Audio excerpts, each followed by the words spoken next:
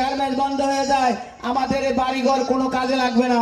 সেই জন্য আমাদের প্রত্যেকের দায়িত্ব হবে এই যারা এই শ্রমিকদের উস্কানি দিচ্ছে তাদেরকে দেখে দেখে খুঁজে খুঁজে আইন শৃঙ্খলা রক্ষা বাহিনীর কাছে হাত ধরিয়ে দেওয়ার জন্য।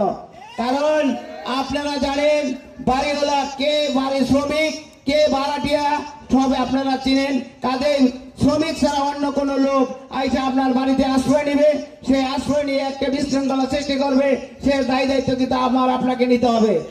কারণ যদি মিল ফ্যাক্টরি ভালো চলে আমরা ভালো চলবো। আমাদের এই রামচূড়ায় এমন কোনো মানুষ নাই যার বাড়িতে 50,000 টাকা ভাড়া পায় না। যদি এই বাড়িঘর বন্ধ হয়ে যায় তাহলে আমরা কিন্তু 1 টাকা ভাড়াও পাবো না। কাজে আমাদের উচিত হবে যাতে শিল্প কারখানা ভালো চলে, শিল্প কারখানা ভালো চালু রাখার জন্য সকলের পক্ষ থেকে এই প্রয়োজনীয় ব্যবস্থা গ্রহণ করতে হবে। শিল্প ভালো থাকলে আমরা সকলেই ভালো থাকবো।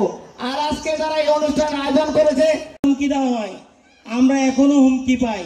অতএব এদেরকে যদি আপনি অ্যারেস্ট না করান তাহলে কিন্তু অন্যান্যরা আরো উৎসাহিত হবে।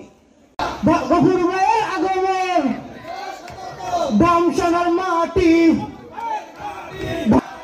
ধামসোনার মাটি, ধামসোনার পক্ষ থেকে আন্দোলনের গফুর ভাই, আমরা তোমরাই বলি নাই, কর্মী বান্ধব গফুর ভাই, আমরা তোমায় বলি নাই, ধামসোনার পক্ষ থেকে লাল গোলাপ শুভেচ্ছা, 5 নং ওয়ার্ডের পক্ষ থেকে লাল গোলাপ শুভেচ্ছা। গফুর চেয়ারম্যান শুধু ধামসোনা